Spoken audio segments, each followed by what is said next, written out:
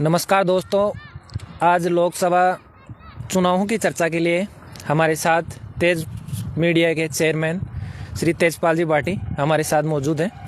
आज हम चर्चा करते हैं जयपुर ग्रामीण लोकसभा क्षेत्र की कि भारतीय जनता पार्टी और कांग्रेस पार्टी से कौन संभावित उम्मीदवारों के नाम हैं और किस उम्मीदवार के 100% चांस है और ग्राउंड लेवल पे भारतीय जनता पार्टी या कांग्रेस पार्टी दोनों में कौन सी ज़्यादा मजबूती दिखाई दे रही है। क्योंकि तेजपाल जी विधानसभा चुनाव को जयपुर ग्रामीण की 8 सीटों को बहुत ही बारीकी से और धरातल पर रहकर उन्होंने सर्वे किया है और हर सीट का इन्होंने चुनाव नतीजे से पहले बता दिया था कि किस सीट पे कौन बाजी मार रहा है और लगभग यही इनकी जुबानी सही निकली कि जो इनका ऐलान था कई 1-2 सीटों पे हो गया कि वो इन्होंने कुछ बताया और कुछ विपरीत हो गया, लेकिन वो सोच भी नहीं सकते हैं। जैसे आमेर विधानसभा की बात करें तो सतीश पूनिया जी को चुनाव जिता रहे थे, लेकिन कुछ कारणवश वो चुनाव नहीं जीत पाए।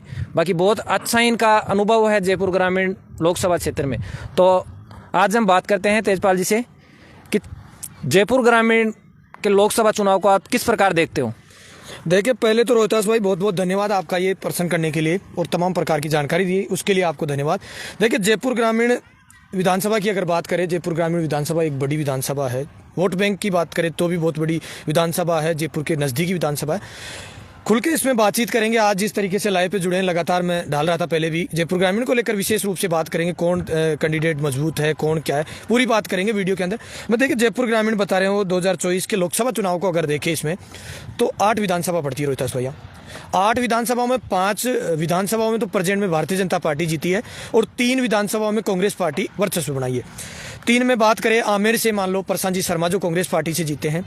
सेकंड विधानसभा सावपरा पासी की पड़ती है, सावपरा विधानसभा से मनीष यादव जीते हैं।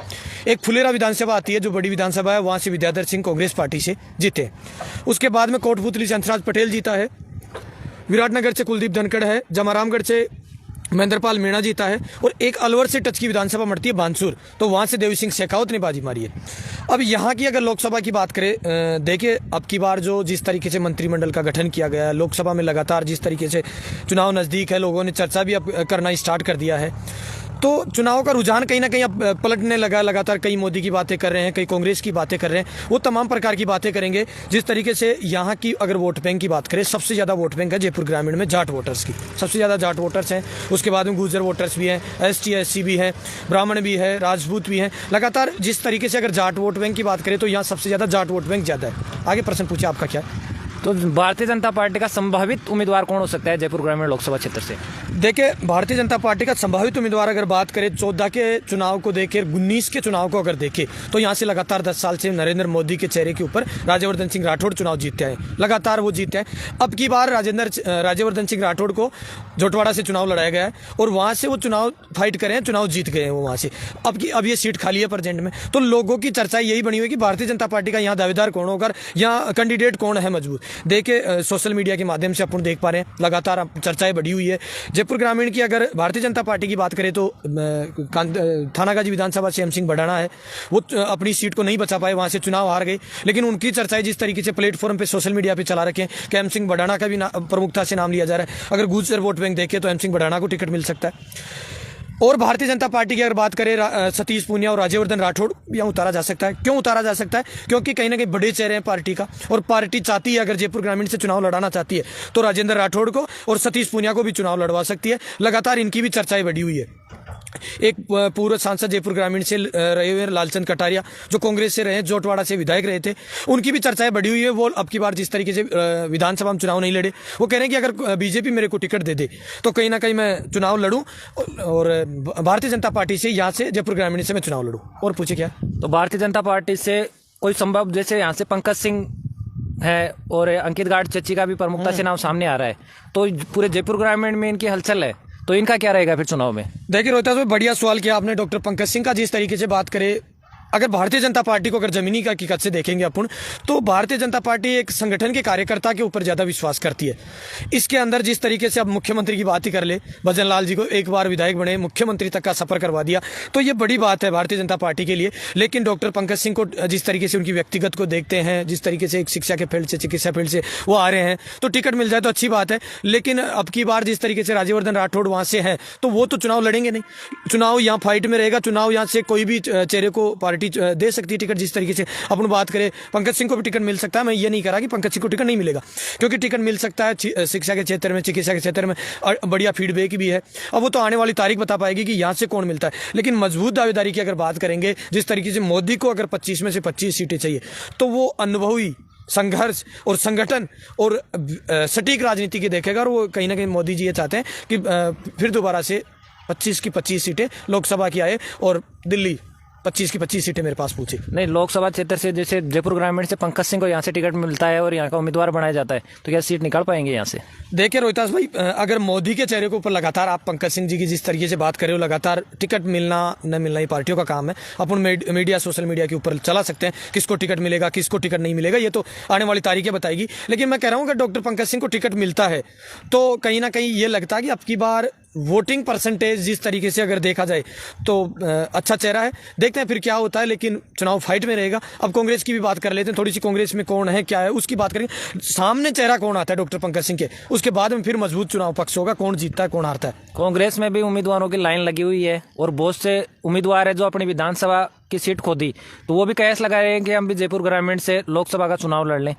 तो लोकसभा क्षेत्र जयपुर ग्रामीण से अनिल चोपड़ा है और एक राजेश चौधरी है, और मनीष यादव का भी नाम प्रमुखता से आ रहा है कि मनीष यादव बहुत लंबे वोटों से जीते हैं, तो क्या उनका भी जयपुर ग्रामीण से चुनाव लड़ना संभव है? देखिए रोहितास भाई, यहाँ से कृष्णा पूनिया जी ने चुनाव लड़ा, चुनाव बहुत ज़्यादा मार्जिन से चुनाव आ रहे उस टाइम। अब कांग्रेस की खुल के बात करते हैं। देखिए कांग्रेस पार्टी भी अब की बार अगर सचिन पायलट की प्रमुखता से बात को रखी जाएगी, तो यहाँ आप बताएं जिस तरीके से अनिल चोपड़ा हुआ, मनीष यादव हुआ, विराटनगर से पूर्व विधायक इंद्राज गुजर हुए, ऐसे चेहरे को अगर यहाँ उतारती है पार्टी, जैसे जब भी बात करते हैं इंद्राज गुजर से पूछते हैं, मनीष यादव से पूछते हैं कि आप लोकसभा का चुनाव लड़ोगे, तो वो एक्चुअली मना करते हैं कि अब एक कॉन्स्टिट्यूंसी, एक विधानसभा को लेकर हम जनसेवा करेंगे। लेकिन ये चेहरे इसलिए बात कर रहा हूँ क्योंकि सचिन पायलट के चेहरे हैं। सचिन पायलट अगर इनको उतार देता है फील्ड के अंदर, तो अब की बार अगर देखें जिस तरीके से गुजरों को साथ अहिंसा भी हुई, मंत्रिमंडल में जगह नहीं दी गई, मीणा समाज के साथ जिस तरीके से किरोड़ लाल मीणा जी के साथ अहिंसा भी हुई, वो इतना अच्छा चेहरा थे, पार्टी को प्रमुखता से आगे लाने का कार्य किए, और मजबूत चेहरा जिस तरीके से किरोड़ लाल मीणा जी को मुख्यमंत्री उप मुख्यमंत्री नहीं बनाया गया, बाद में कृषि मंत्री का पद देके उनको साइलेंट कर देना, तो ये कहीं ना कहीं अब की बार मीणा वोटर्स को भी नाराजगी है और गुजर वोट बैंक भी नाराज है। तो मैं ये कह रहा हूँ कि अगर जयपुर ग्रामीण से कांग्रेस पार्टी सचिन पायलट फैक्टर की अगर उम्मीद जताती है और सचिन पायलट जी अगर यहाँ सभा करते हैं, तो मेरा कहने का मतलब एक तरफ भी सीट को ले जाना नहीं है, क्योंकि मोदी जी एक बड़ा चेहरा है, उनकी तो लगातार 10 साल से राज करते आ रहे हैं, ऐसे चुनाव, लेकिन चुनाव फाइट में जाएगा।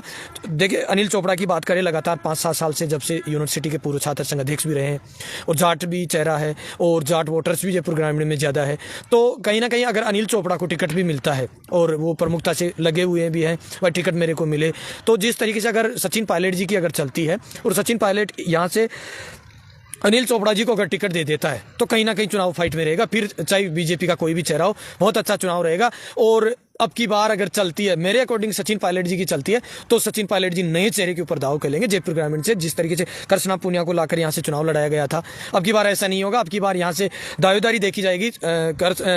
मनीष यादव को चुनाव लड़ाया जा सकता है, इंद्राज गुजर को चुनाव लड़ाया जा सकता है, और अनिल चोपड़ा को चुनाव लड़ाया जा सकता है। नहीं, अनिल चोपड़ा जयपुर ग्रामीण में कम से कम 5 से 6 साल से लगातार संघर्ष कर रहे हैं, हर गांव, हर डाणी, हर बूथ पे उनकी पकड़ है, तो क्या पार्टी फिर उनको नकार के किसी अन्य व्यक्ति को टिकट दे सकती है यहाँ से? देखिए रोहितास भाई, ये पार्टियों का काम, पार्टियां जाने, लेकिन अपनी बात करना यह है कि अनिल चोपड़ा की अपने बताया दावेदारी मजबूत है। दावेदारी क्योंकि लगातार जिस तरीके से कोई भी प्लेटफॉर्म पे चले जाओ, जिस तरीके से यूनिवर्सिटी के वो पूर्व छात्र संघ देख रहे, तो जब उसके बाद में वो आज तक कोई कॉन्स्टिट्यूंसी का चुनाव नहीं लड़े, विधानसभा कोई चुनाव नहीं लड़ा, लगातार जयपुर ग्रामीण को टारगेट करके चल रहे हैं, और युवाओं में अच्छी पकड़ है।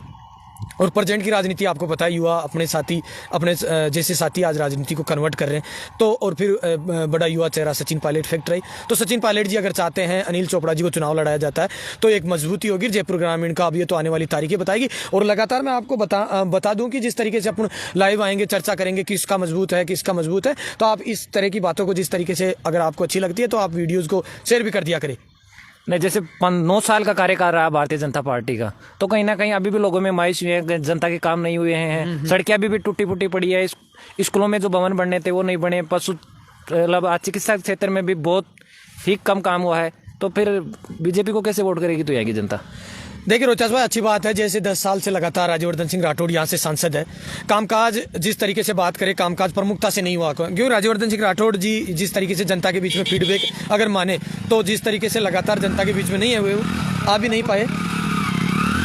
थोड़ा सा राज्यवर्धन सिंह राठौड़ की ये कमी कहीं ना कहीं जनता को अब की बार बैकफुट पे ले जाएगी, भारतीय जनता पार्टी को बैकफुट पे ले जाएगी। इस कारण से जिस तरीके से जनता का कामकाज नहीं हो पाया तो ये कहीं ना कहीं कमी खलकेगी। इसका नुकसान कहीं ना कहीं अब की बार लोकसभा चुनाव में नरेंद्र मोदी को बहुत बुरा देखने को मिलेगा जयपुर ग्रामीण कॉन्स्टिट्यूंसी को लेकर।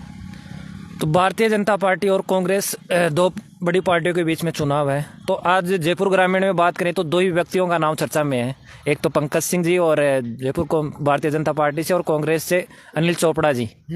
तो क्या ये लास्ट तक इनकी टिकट की मजबूती बनी रहेगी? देखिए रोहितास भाई, अच्छा सवाल किया है भाई। अगर फाइनल हो जाता है मुकाबला, अभी फाइनल कोई मुकाबला की कोई पता नहीं किसको टिकट मिलता है किसको टिकट नहीं मिलता है, पार्टियों का काम है, पार्टियां जाने, अपना काम है सोशल मीडिया पे दिखाना। लेकिन डॉक्टर पंकज सिंह को और अगर सामने अनिल चोपड़ा को चुनाव लड़ता है तो चुनाव फाइट में रहेगा। अब ये तो वही टाइम आएगा, आमेर की विधानसभा की तरह ही चुनाव हो जाएगा, कौन जीतता है कौन नहीं जीता, लेकिन यहाँ का चुनाव कहीं ना कहीं फाइट में चुनाव रहेगा, कोई भी चुनाव जीत सकता है। आज हमारे साथ जयपुर ग्रामीण लोकसभा क्षेत्र की सीट को लेकर तेजपाल जी बाटी मौजूद थे।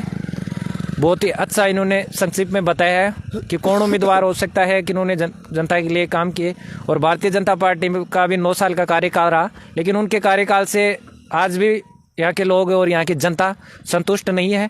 और अब देखते हैं आगामी 2-3-4 महीने में चुनाव है लोकसभा के, तो जनता किसके सिर पर ताज रखेगी। और बड़ी प्रमुखता से यहाँ कांग्रेस पार्टी से अनिल चोपड़ा जी का नाम सामने आ रहा है, और जनता भी उनको लाइक करती है, और जनता के बीच में भी लगातार बने हुए हैं। और भारतीय जनता पार्टी से भी पंकज सिंह जी भी हैं और बहुत से नाम है। देखिए रोहतास भाई, यहाँ अगर जयपुर ग्रामीण की बात करें, आप पंकज सिंह की बार बार जिस तरीके से नाम ले रहे हो, देखिए पार्टी एक तो यहाँ पार्टी भारतीय जनता पार्टी वो भारतीय जनता पार्टी है जो पैसों के ऊपर टिकट नहीं देती है।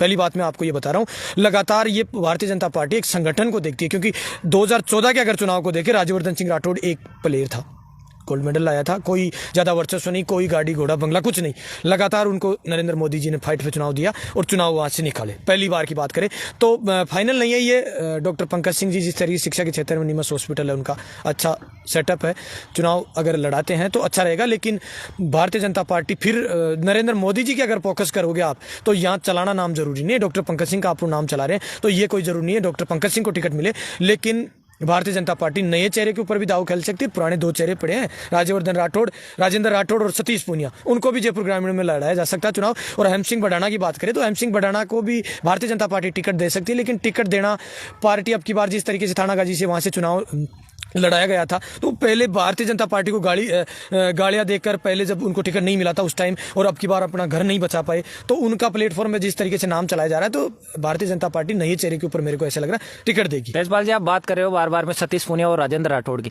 सतीश पूनिया चुनाव हार गए, लगभग 1 लाख वोट उन्होंने जनता ने दिए, लेकिन बाद में 2-4-5 दिन बाद में ही वो फेसबुक और ट्विटर पे ट्वीट करते हैं कि मैं अब आमेर की जनता की सेवा नहीं कर सकूंगा, आमेर को कोई अच्छा जनसेवक चाहिए। तो जयपुर ग्रामीण में यदि दोबारा से लोकसभा का चुनाव लड़ते हैं तो यहाँ की जनता क्या फिर वोट करेगी? देखिए बात सही है, वो सिंपैथी होती है, एक आत्मघाती जिस तरीके से वो लिखे थे सोशल मीडिया के माध्यम से कि मेरे को चुनाव हराना अब की बार नाइंसाफी साबित हुआ है, कि ये नहीं होना चाहिए था जिस तरीके से एक बड़े लीडर को इस तरीके से चुनाव हराना। ये सही बात है, वो लिखे थे तो उनका दुख वो प्रकट करे थे, लेकिन ऐसा नहीं होता राजनीति में, ये ऐसी बातें चलती रहती है लगातार। जिस तरीके से अपन देखे ऐसी बातें होती रहती है, चुनाव हारते हैं जीतते हैं, वो बाद में उसी फील्ड में आ जाते हैं। पता नहीं सतीश पूनिया जी फिर वापस फील्ड में आएंगे और वापस आमेर विधानसभा को ज्वाइन करके कहीं ना कहीं सामाजिक कार्यों में भाग लेंगे आके।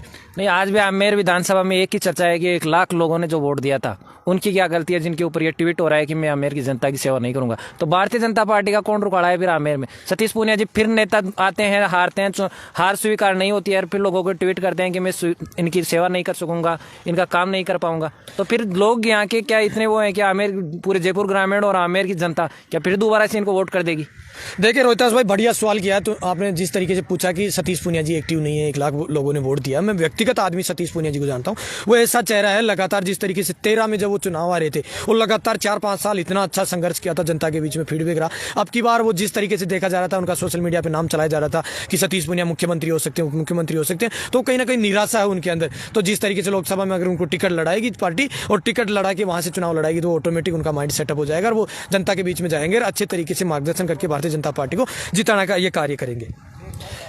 तो ये थे तेजपाल जी बाटी, और इन्होंने बहुत ही अच्छे से भारतीय जनता पार्टी और कांग्रेस की बात कही लोकसभा क्षेत्र जयपुर ग्रामीण को लेकर।